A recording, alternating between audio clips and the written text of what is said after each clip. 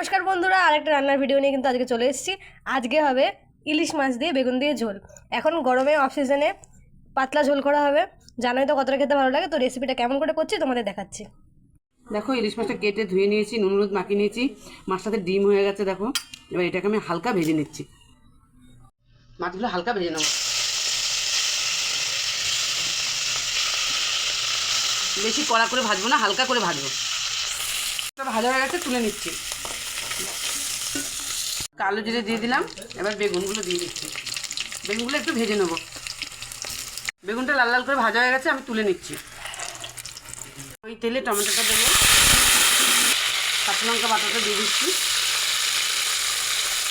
আর দেবো হলুদ, আর দেবো লবণ। এবার এটাকে কষিয়ে নেবো ভালো করে।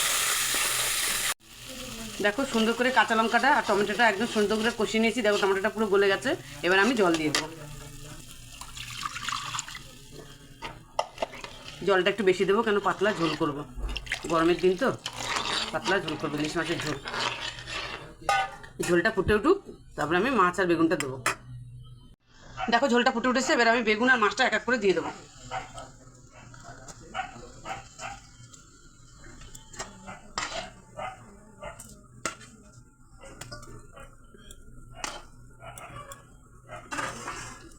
দিয়ে এবার আমি ঢাকা দিয়ে দেবো।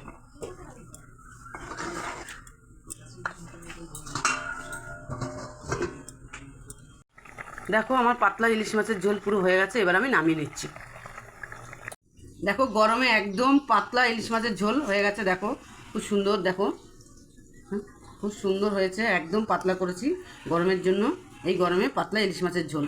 রেসিপিটা কেমন হয়েছে তোমরা কমেন্টে জানিও।